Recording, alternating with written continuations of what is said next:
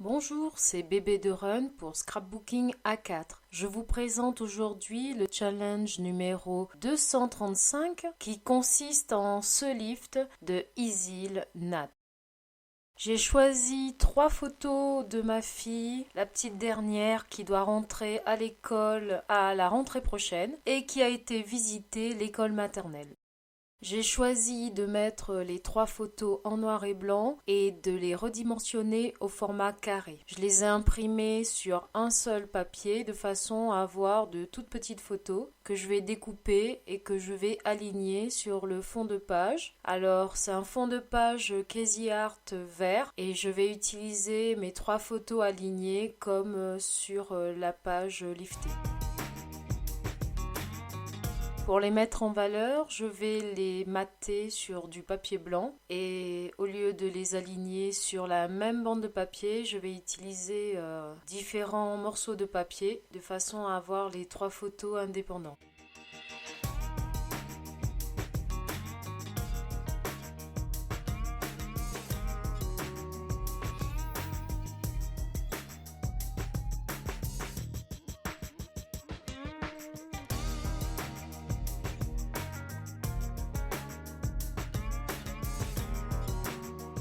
En les positionnant sur le papier de fond, je vois l'effet que ça donne et la place prise par ces 3 photos. Et je vais finalement diminuer légèrement les carrés de façon à ce que ce soit un peu moins large lorsque les 3 photos sont côte à côte.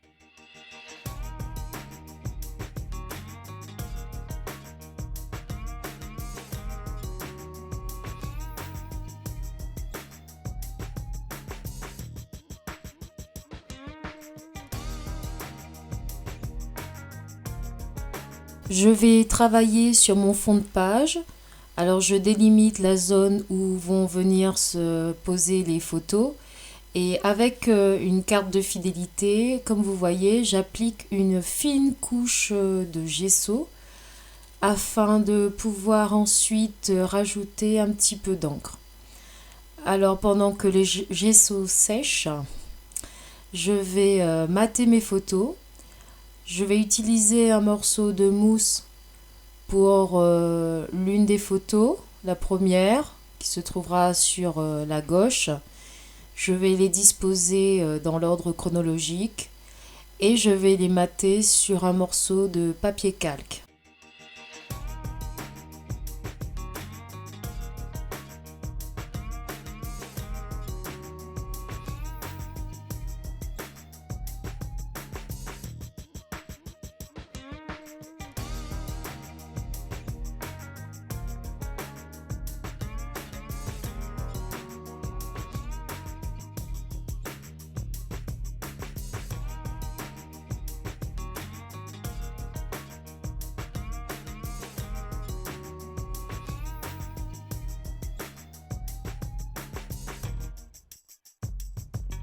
Maintenant que ma bande de photos est prête, je vais travailler sur mon titre. J'utilise un set de tampons alphabet de Studio Calico avec différentes écritures, enfin différentes calligraphies pour les lettres. Donc au début, je suis partie sur le mot découverte puisque ce sont des photos de ma fille de sa journée de visite à la maternelle avant la rentrée prochaine. Et au final, c'est très long. Donc par rapport aux photos, je vais changer de mot.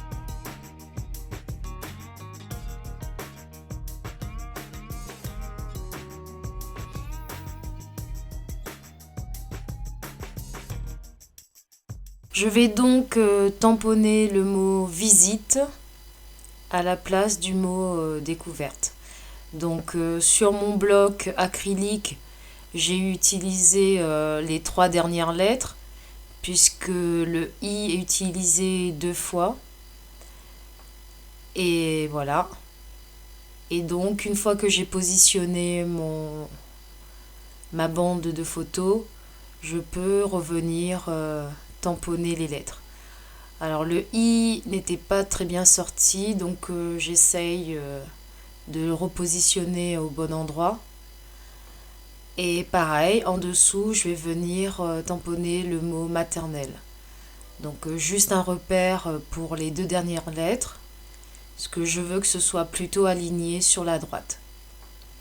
Et ensuite, pareil, je vais venir tamponner le reste du mot en sachant que certaines lettres sont utilisées à plusieurs reprises et je n'utilise pas forcément des écritures différentes.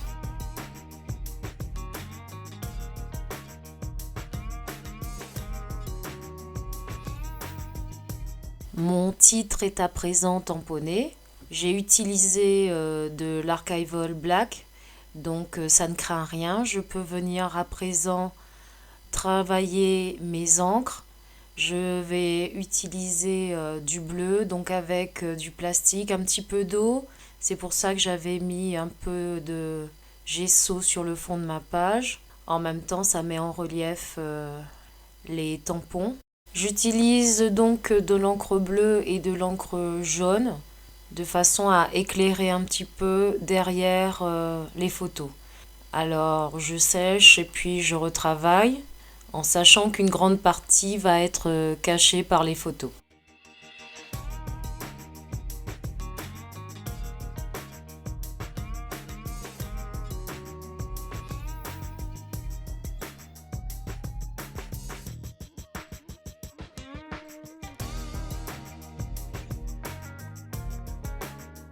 Mon fond de page est prêt. Je vais venir maintenant chercher les différents embellissements que je souhaite utiliser. Donc j'ai choisi un masking tape avec différents mots. J'ai trouvé des chipboards, un pinceau, un autre règle, ruban pour mesurer, un demi-cercle et une petite étoile. Je mets tout ça de côté. Et je vais travailler sur mon journaling. J'ai choisi d'imprimer mon journaling, donc je tape sur l'ordinateur avec un double interligne et je vais imprimer sur du papier calque. Avant de couper mon journaling en fine bande, je viens coller un double face juste à l'arrière pour me faciliter un petit peu le travail de découpe ensuite.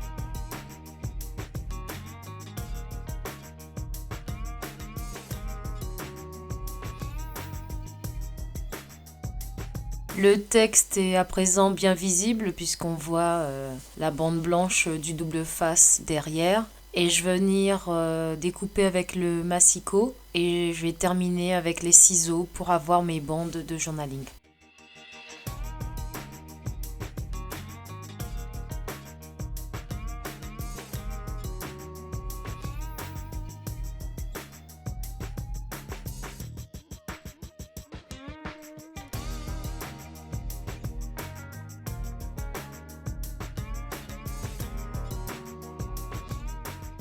Je vais utiliser un morceau de papier craft et je vais créer une étiquette derrière mes photos en utilisant l'enveloppe punchboard. Donc je ne sais pas si vous connaissez cette technique. Il suffit juste d'utiliser la perforatrice sur l'appareil. Et donc je déplace mon papier de façon à mesurer le morceau qui me convient. Et je vais venir perforer de façon à faire comme une étiquette de dossier. Une fois que cet onglet est créé, je mesure le morceau de papier que je vais garder avec les photos. J'enlève la bande qui dépasse, qui me gêne pour faire cet effet d'onglet. Et je vais découper donc mon papier craft qui va mater doublement l'ensemble des 3 photos.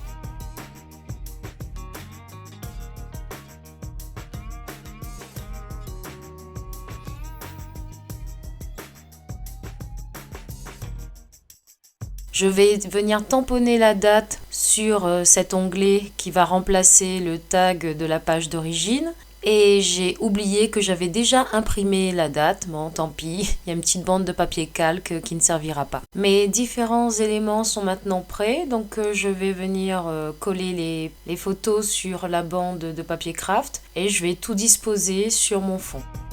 Je vais utiliser le rouleau de masking tape qui est relativement fin avec des mots au-dessus du mot maternelle et en dessous du mot visite.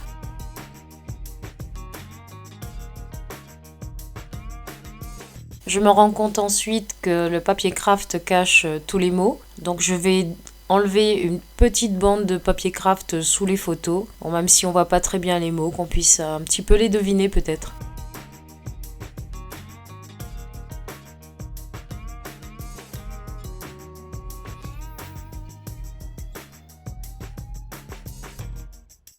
Je viens ensuite utiliser un autre masking tape vert uni, et je vais ajouter des petites touches, donc en bas de ma page, en bas à droite du groupe de photos et un petit morceau au-dessus de la photo du milieu. Avant d'aller plus loin dans la décoration, je vais coller mes bandes de journaling, donc je vais les réutiliser dans l'ordre où je les avais écrites et je vais les aligner à droite.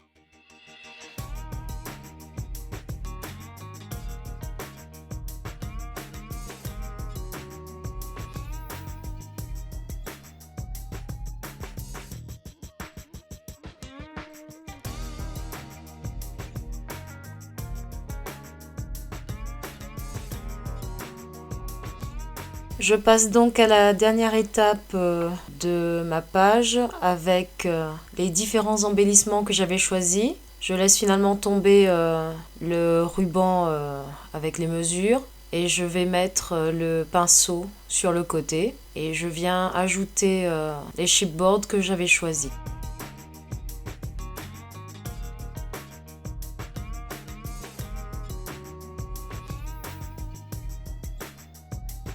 Je termine avec quelques enamel dots, alors des petites étoiles et puis des ronds avec un autre sticker aussi. Celui-là c'est écrit Learn, même si c'est un petit peu tôt pour le dire, mais c'est pas grave. Et je viens regrouper mes embellissements à 3 endroits, que je vais les disposer ainsi tout le long de ma page pour le fameux triangle visuel, guider le regard. Ma page est à présent terminée, donc merci de m'avoir suivi et j'espère vous retrouver bientôt. Restez abonnés à ma chaîne pour les prochaines vidéos. Au revoir!